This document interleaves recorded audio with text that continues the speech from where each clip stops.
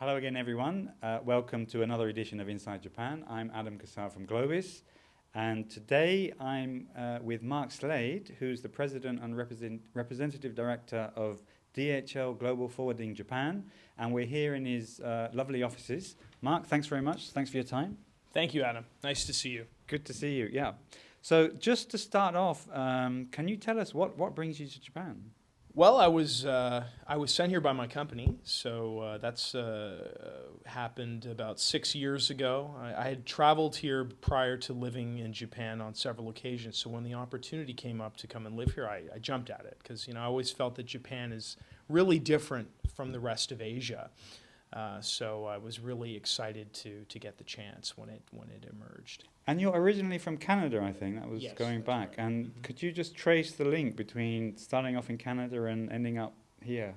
Right. So I left Canada in 1996 when I graduated from university, and I moved to Hong Kong. At that time, the economy was not doing very well. Canada was experiencing a lot of the same problems that many post-Lehman shock countries are now facing, and we had a high debt, and the government spending, and the currency was very weak, and et cetera, et cetera. So it wasn't a very rosy job market, and China, Hong Kong seemed like a great opportunity.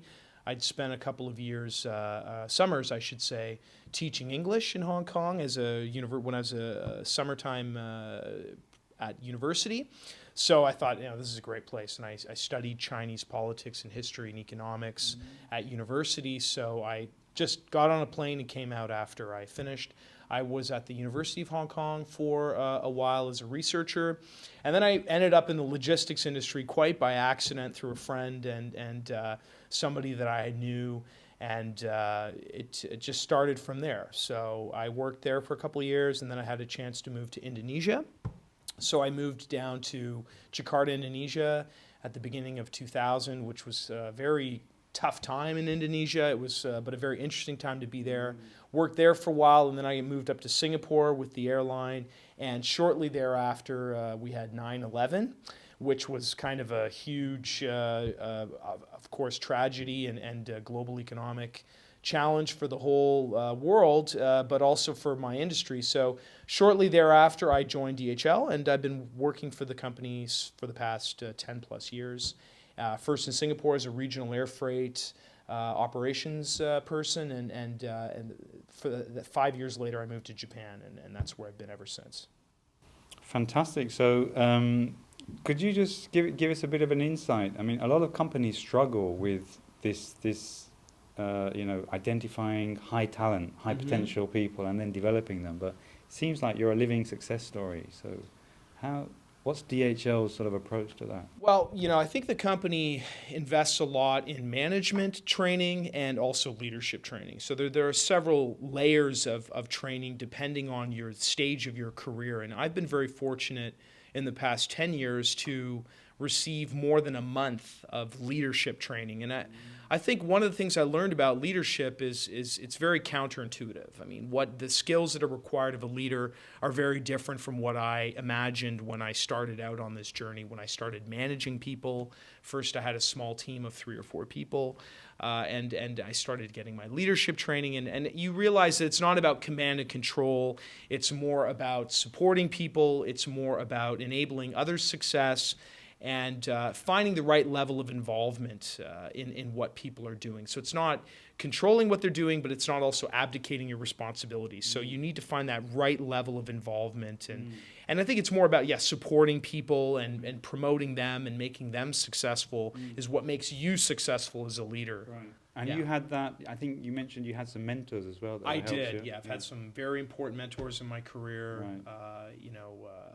Of course, in the company, my boss is a very important mentor to me. All of my boss who I worked for previously is extremely important, taught me a lot about how to do things. I've got mentors outside the company. So I think, having one mentor is not enough. You need to have several.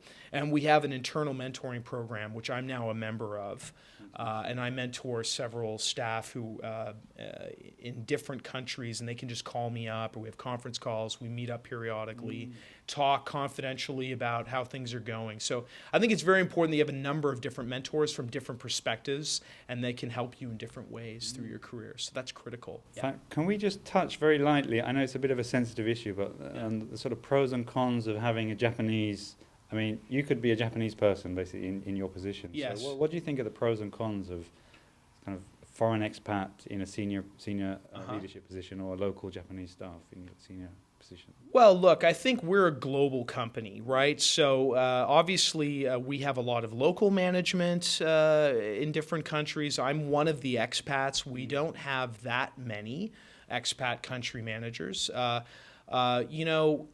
It's all of my team are Japanese, so all of my direct reports are Japanese, and I'm sort of maybe in a way a link to the global organization and make sure that we stay connected in Japan to what the global priorities of the company. I think that's very important. So my network, my contacts, my experience, and are very important to make sure that Japan is linked into the global organization.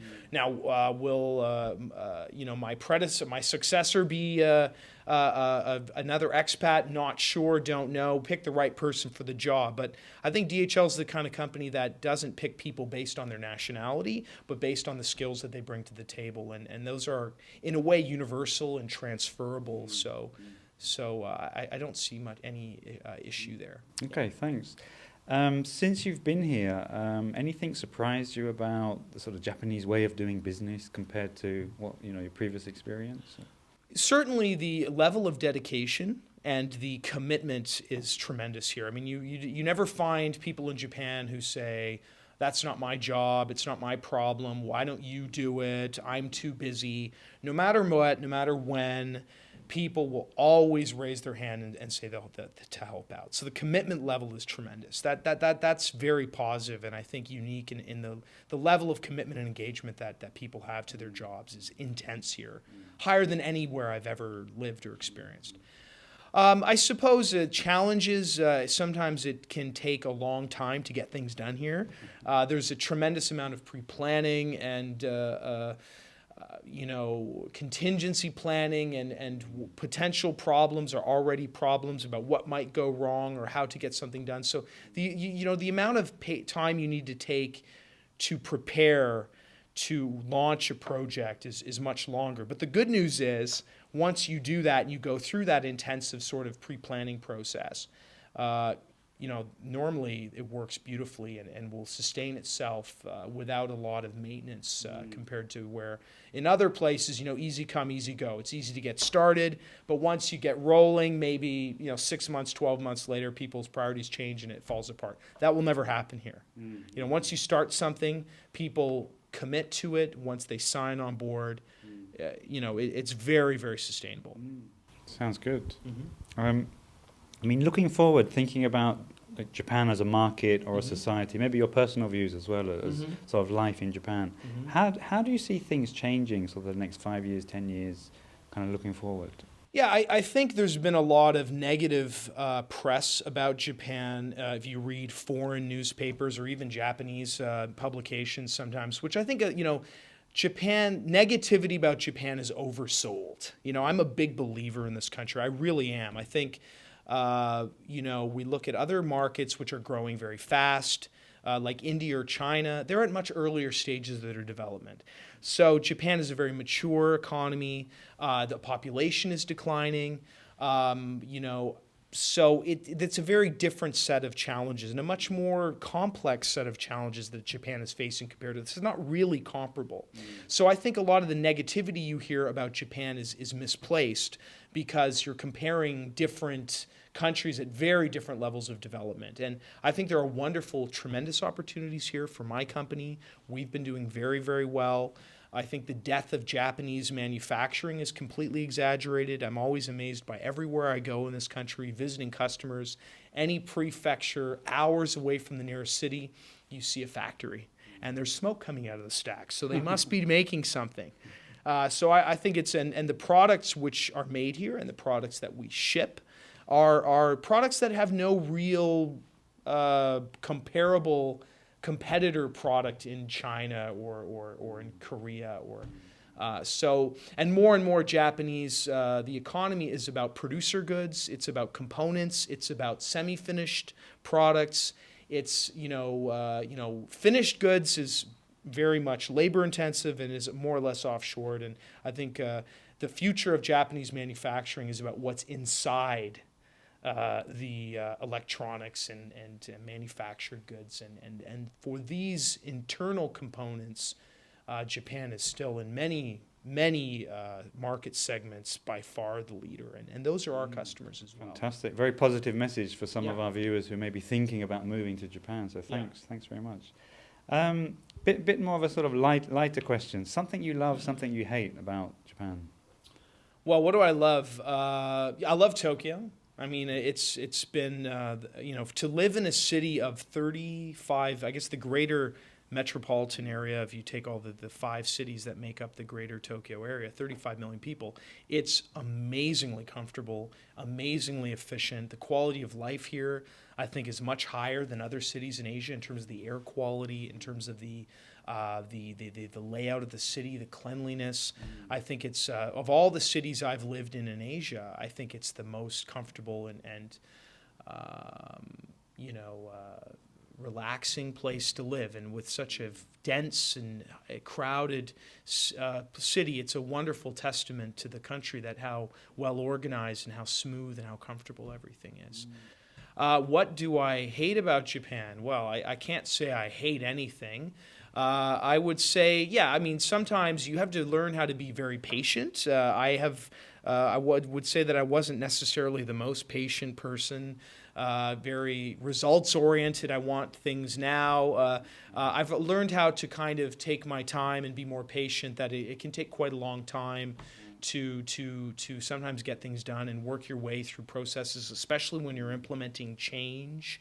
It's quite a difficult topic. But the good news is once you learn, and you have to adapt yourself. You can't impose your way here in terms of managing change. You have to understand how things really work, and you have to adapt yourself in Japan. Right. So I've, doing that it hasn't been easy, but I hope that I've been able to adapt myself to the point where we can, get things done in a more efficient and productive manner, but being respectful to the very unique, I think, communication patterns that and the very complex ways that people communicate and find their way towards a solution can often be very circuitous and indirect compared to what I'm used to growing up, where being very direct and kind of saying what you mean and think all the time and not really. But so I've also learned to hopefully to be a bit more diplomatic and delicate and gentle in the way that I make my arguments, and I think that's not such a bad thing. Yeah. It's very difficult to make that shift, I think, for a lot of, say, expat Americans that are here or Europeans. I mean, do you have any hints or tips about how you can kind of change that way, change yourself? Well, I guess one thing about being Canadian, which is sometimes difficult to, identify, what's the difference between Canadians and Americans. I think Canadians do tend, because we're a small country in terms of the population, Canada does not move the world in terms of public opinion, politics, or economics. I mean, it's a small country, a successful country, but not a major country. So we tend to be very externally focused, and people tend to try to be very flexible and adaptable and sensitive to other cultures. I'm not saying Europeans or Americans are not sensitive, but if you come from a huge, powerful country, then you tend to be. There's a very strong identity, and I think our identity is more searching because we don't have a very clear sort of way of doing. And if you think about Canadian champions or global companies, there are some that are very successful, but in general, a lot of Canadian expats work for other countries' firms. And I've been working for a German company. I love working for German companies. I like the way they do business. But, for me, I've had to adapt myself to work for other countries' firms in other countries. So there's a lot of adapting that goes on there. And I think Canadians tend to be sort of go out of their way to sort of adapt themselves to other countries and cultures for some of those reasons. You mentioned in Canada. Anything you miss about? I mean, I don't know. Hockey is like a religion in Canada. Well, I suppose with the internet today, you can watch just about anything, anytime on the internet. I'm not a huge sports fan, to be honest with you. I was never, I hope I'm much better at business than I ever was at sports, because I found that I never really was very good, much of an athlete. So hopefully my business success compensates for my lack of physical prowess. But hockey, to be honest with you, Adam, if there's one thing I miss, and this is probably only relevant to the Canadians out there, it's kind of a Canadian chicken restaurant called Swiss Chalet, which I'm sure you've never heard of, but all the Canadians out there will know what I'm talking about. It's just kind of a very local restaurant. I kind of miss that place. Yeah, that's one thing I really miss. It's just amazing chicken, or the. Yeah, it's hard to describe, but it's very good. But it's a very local kind of, family place. But that's one thing when I go back to Canada, I have to have. Go straight there. I go straight there. Yeah. For me, going back to England, I go and have fish and chips. Right. But you find some pretty good fish and chips in Tokyo. Yeah, right? these days, pretty good. Yeah.